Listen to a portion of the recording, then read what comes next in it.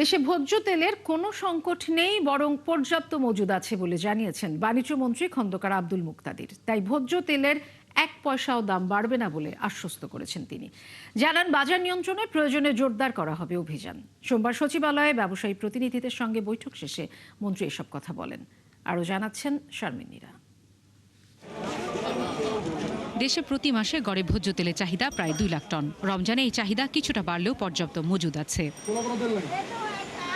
দেশের ভোজ্য তেল পরিস্থিতি নিয়ে সোমবার সচিবালয়ে ব্যবসায়ী প্রতিনিধিদের সাথে বৈঠক করেন বাণিজ্যমন্ত্রী। পরে তিনি কথা বলেন সাংবাদিকদের সাথে। যেটা আছে সেটার ভিত্তিতে আমাদের মূল্যায়ন হলো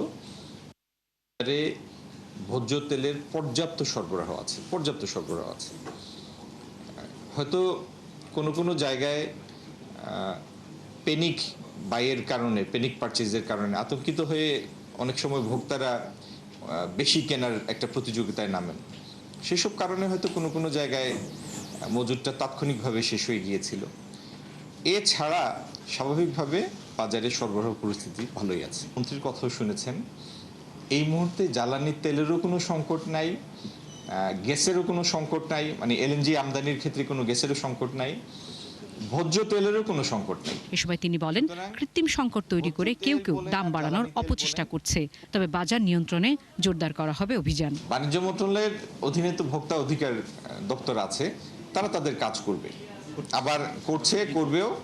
আর আমাদের জেলাগুলিতে জেলা প্রশাসন আছে, তারাও তাদের কাজ করবে। বাজার তদারকির জন্য তাদের যে অ্যাসাইন ডিউটি সেটা তারা পালন করবে।